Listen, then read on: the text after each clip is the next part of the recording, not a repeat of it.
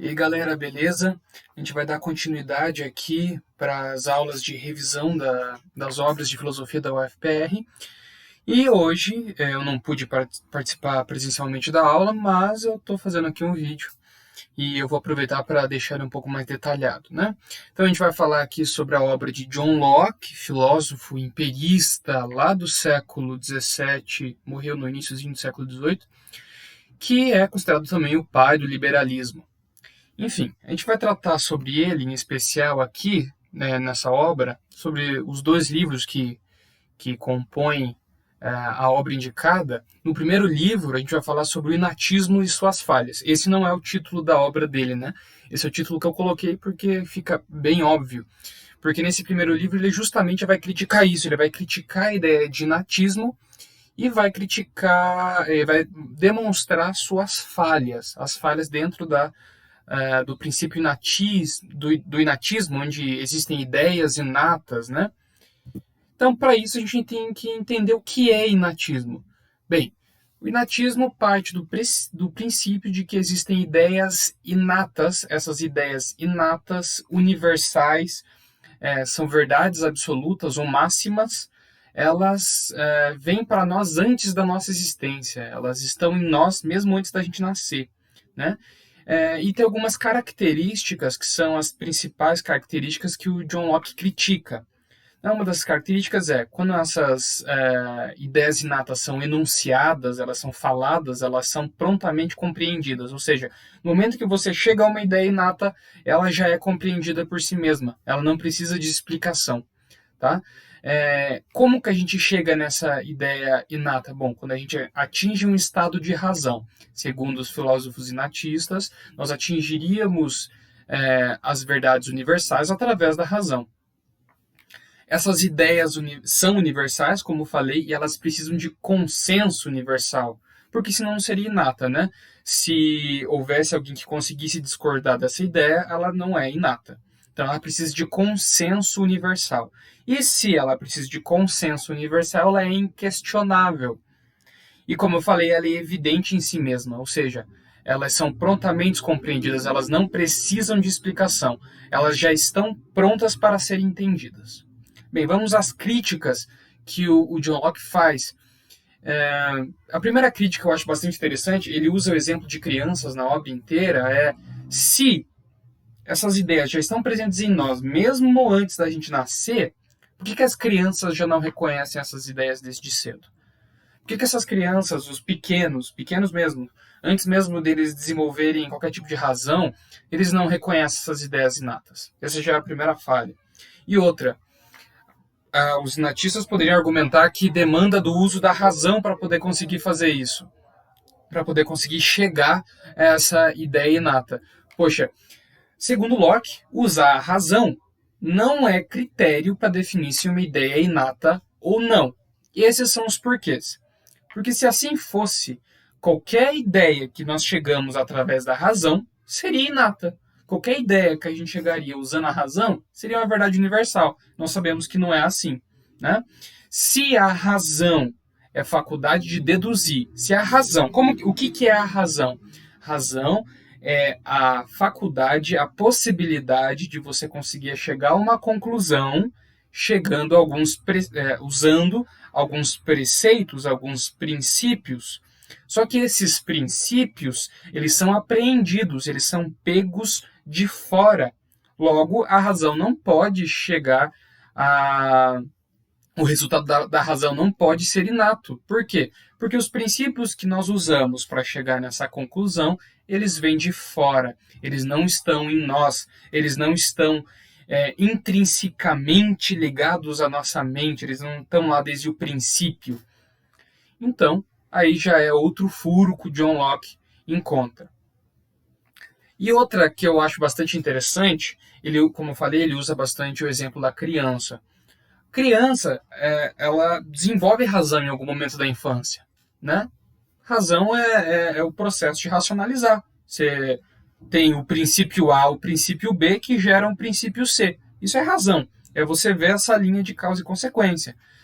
Então, se o uso da razão leva ao conhecimento dessas máximas, as crianças deveriam conhecê-las tão cedo quanto, ali tá errado, é quanto, não é quando, quanto adquirem a faculdade de utilizar a razão. A gente viu lá que eles falam que as crianças não chegam às verdades inatas porque elas não usam razão. Mas ainda quando crianças, existe um momento em que eles começam a usar a razão. E nem a partir daí elas chegam nessas verdades inatas, elas têm que ser ensinadas. Então, pera, se quando a criança não usa a razão, ela não chega na verdade inata, porque ela não tem razão, e quando ela usa a razão, ela não chega na verdade inata mesmo assim, então quer dizer que a razão não pode ser usada como critério. A razão não pode ser usada como princípio para definir uma ideia inata. Um princípio para dizer como que nós chegamos a ideias inatas. Então aí já tem outro furo que o John Locke encontra no inatismo. Aqui tem uma frase dele que eu achei bastante interessante porque ela resume bem isso. Quantos exemplos do uso da razão podemos observar em crianças muito tempo antes de terem qualquer conhecimento desta máxima? Essa máxima que ele fala das ideias ideais, a gente vê as crianças usando razão e nem por isso elas têm ideias inatas ou reconhecem ideias inatas. Outra coisa que ele critica é o fato das ideias inatas serem inquestionáveis e supostamente universais. Isso torna as verdades universais um recurso muito fácil de dominação, porque não precisa de reflexão, está dado. Você não questiona essa ideia. Essa aqui é a minha ideia, que eu cheguei junto com os outros filósofos aqui, ela é inquestionável, é universal, você não pode questionar. A gente vai ter essa ideia aqui, essa ideia de que você tem que trabalhar para mim. É uma ideia universal, inquestionável, você vai ter que trabalhar para mim.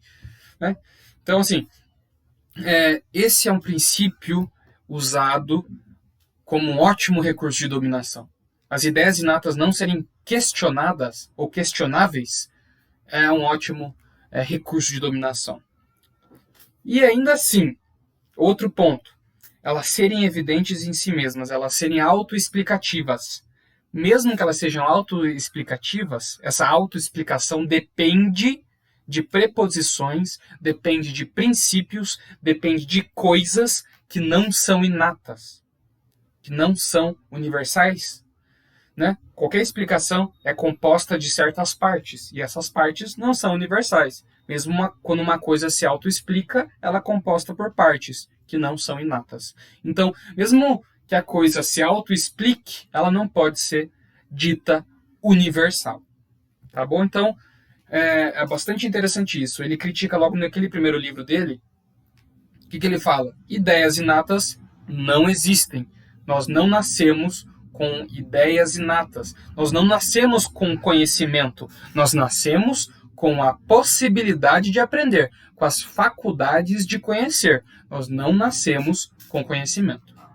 Outra coisa que ele fala que não existe, outra coisa que se diz inata, se diz universal, são princípios práticos. O que são princípios práticos? Valores morais, valores religiosos, a fé, por exemplo. Então, ele fala que não existem princípios práticos inatos. Por quê? Porque eles não são reconhecidos universalmente, nem todos usam dos mesmos princípios morais, nem todos partem dos mesmos valores religiosos. Então, as diferentes culturas, se existisse uma moral inata, um valor religioso inato, universal, as diferentes culturas iam chegar no mesmo princípio, mas não chegaram. Então não existe essa ideia de princípios práticos inatos. Para ele, inclusive, o John Locke ele era cristão. A própria ideia de Deus não é inata. Né? Ele acredita que a ideia de Deus não é inata. E prova disso, segundo ele, são os ateus. A existência de ateus na antiguidade, a existência de pessoas que não reconheceram a ideia de Deus. Enfim, a própria ideia de Deus não é universal. Tá? Mas por quê? Se não é universal, por que na sociedade ocidental nós aceitamos certos valores morais? Não é universal? Por que a gente aceita? Ora, não é ideia inata, mas é proveitoso. Você ter valores morais numa sociedade é proveitoso. Evita que essa sociedade se autodestrua. É uma forma de equilíbrio, um acordo moral ali dentro. Né? E daí essa aceitação. da virtuosidade. Por isso que a virtuosidade, por isso que a moral é aceita. Né? Por isso que valores éticos são aceitos. Eles partem de um princípio de autoproteção da sociedade. É interessante isso. E as regras morais, tem outra questão. Regras morais necessitam de justificativa. Por que necessitam de justificativa? Logo, você vai aceitar uma regra moral que você não sabe o porquê que ela existe? As regras morais de hoje não são completamente diferentes das regras morais da década de 50? Elas não mudam? Muitas deixam de ser aceitas. A gente pode pensar nisso, por exemplo, no caso da história da mulher. É bem interessante. Até a década de 1950, por exemplo, era imoral uma mulher ter amigos homens, ou era imoral uma mulher sair trabalhar, ou uma mulher trabalhar enquanto um homem fica em casa. Então, hoje em dia, nós desconstruímos essa ideia de moralidade. Essa moralidade que a gente chama de moralidade conservadora, né?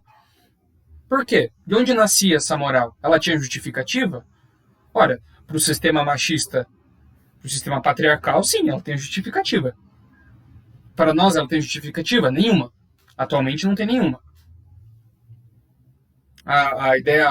As ideias morais no que se refere, por exemplo, ao processo de escravidão que aconteceu aqui durante 300 anos no Brasil, no território brasileiro. Existiam várias regras morais que justificavam isso, várias regras éticas que justificavam isso, várias regras científicas que justificavam isso. Desconstruímos todas. Por quê? Porque naquela época, essas regras morais, essas regras éticas, esses princípios, esses valores religiosos eram aceitos porque eles eram proveitosos. Porque era proveitoso. Era proveitoso para aqueles homens que eram da elite, que queriam se manter na elite, ter terras e ter pessoas escravizadas.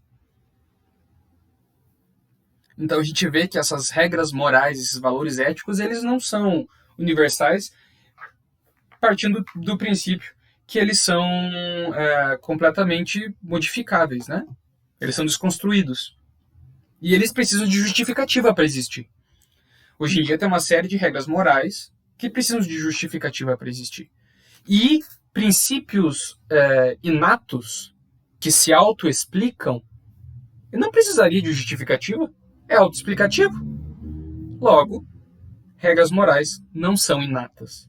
Regras religiosas ou princípios religiosos não são inatos. Esses princípios práticos não são inatos, eles não são universais. Assim como o conhecimento não é inato, não é universal, como a gente viu até agora.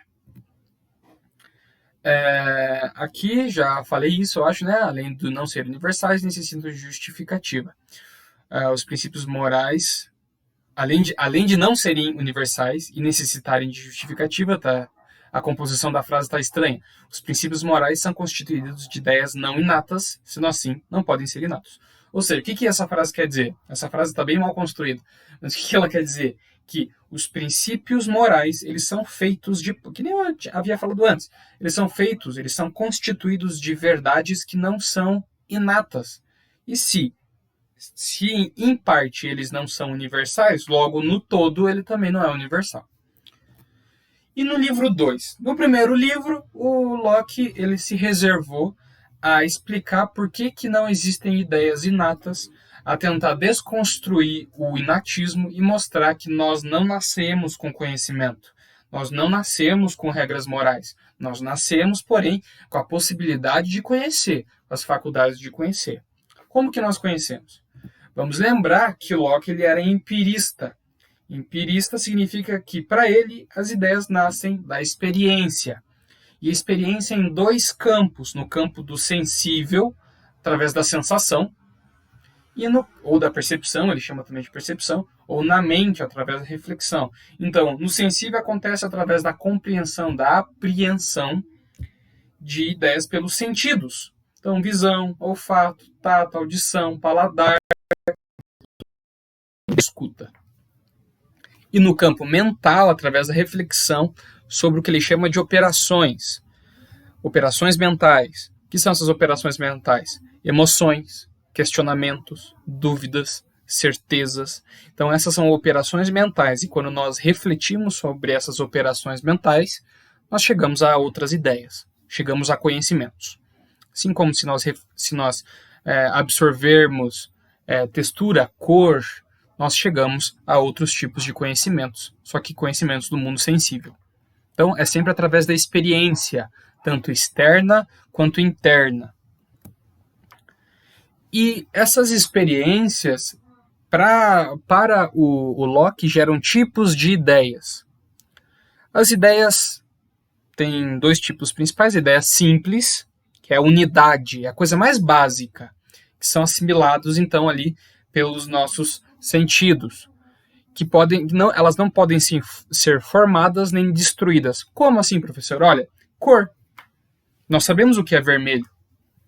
Uma criança, por exemplo, que nasceu por uma infelicidade, que nasceu sem a possibilidade de ver, nasceu cega, ela sabe definir o que é vermelho? Não sabe, ou não consegue, porque não teve contato com isso.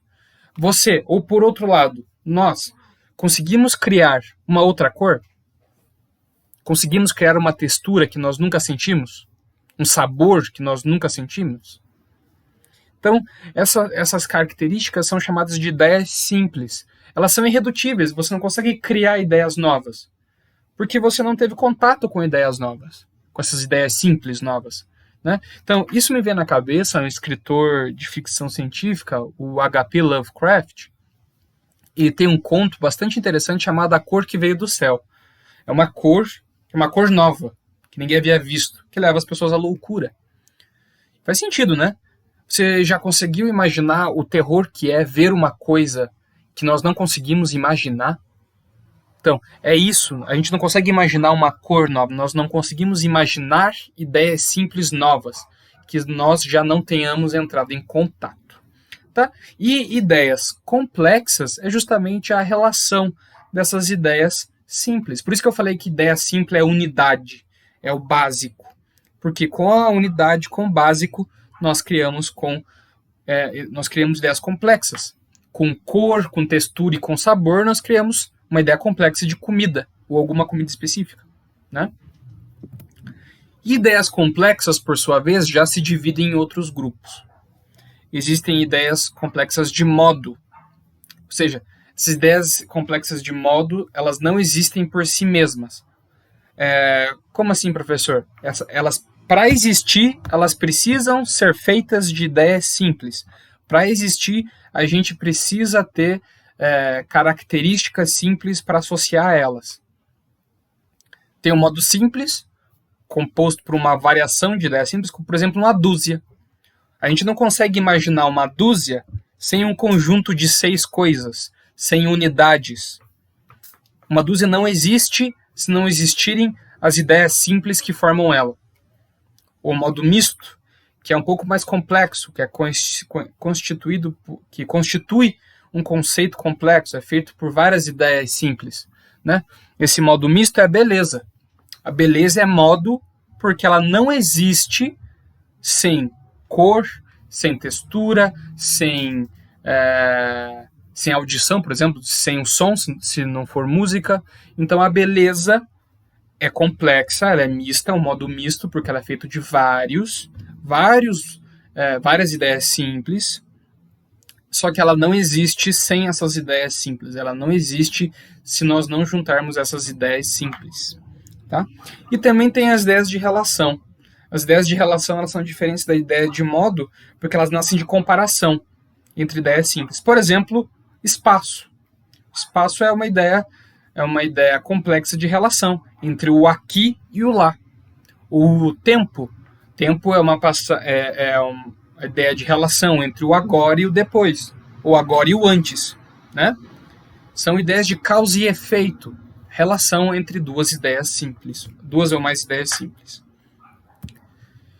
E daí a gente vem aqui para onde aqui a porca torce o rabo, porque a substância é um conceito um pouco... As ideias de substância são um conceito... A substância em si é um conceito bem complexo, que até hoje eu acho que a gente não consegue filosoficamente entender direito o que é a substância.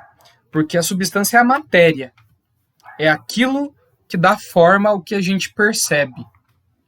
Mas, professor, existem os átomos. Tá, vamos pensar num pedaço de madeira. O pedaço de madeira é aquela matéria, é a madeira. Se a gente aproxima, ela é feita de célula. Bom, a célula já não é mais a madeira. Então a gente deixou de falar da matéria da madeira, passamos a falar a matéria da célula. Bom, a célula é feita, tem organelas, ela é composta por organelas. Bom, nós estamos deixando de falar agora, então, da célula, estamos falando da matéria da organela. Mas o que é composta a matéria da organela? Pô, é composta por átomos. Bom, a gente deixou de falar da matéria da organela, então, estamos falando dos átomos. Dos átomos, e assim vai para partículas mais e mais simples, mais... qual é a palavra que eu estou procurando? Mais simples mesmo. Então, assim, a gente parte do princípio de que a matéria é aquilo que dá forma ao que a gente percebe. É o substrato das coisas, aquilo que a gente vê. É a substância, aquilo que a gente vê, que a gente toca, que a gente sente. Essa é a substância. Então, ideias de substância, elas existem por si mesmas. E elas são compostas também por um conjunto de ideias simples. Ora, a ideia de homem, ela existe por si mesma. Homem, a ideia de homem. Ou ideia de mulher, ou ideia de, pássaro, existe por si mesmo. Essa é uma ideia singular. De singular e plural mesmo. Homem, uma mulher, um carneiro, uma criança. E tem ideias de substâncias coletivas. Exército de homens, cardume de peixes. Se a gente não soubesse que era peixe, a gente não sabia o que é um cardume. Consegue entender? Então, essas ideias estão relacionadas. Essas são as ideias de substâncias. E substância, ideia, substância, elas existem por si mesmas. Enquanto ideias modo não existem por si mesmas. Tá? E aqui, o resumo. Tá, professor, você falou bastante coisa, falei mesmo. E, por favor, como esse é gravado, vocês vão ter a chance de reassistir. Reassistam quantas vezes forem necessário, se vocês tiverem tempo, é claro, eu sei que vocês têm tantas outras matérias. Mas o resumo, o que é importante dessa aula? Não existe ideia inata, não existe ideia que vem antes de nós nascermos, segundo Locke. A moral não é inata, ela é ensinada, ela é aprendida. Está escrito aprendido errado ali de novo. Hoje está difícil, hein? Aprendia, é aprendida. Perdão. Não nascemos com o conhecimento, nós nascemos com a capacidade de conhecer. Esse é outro ponto.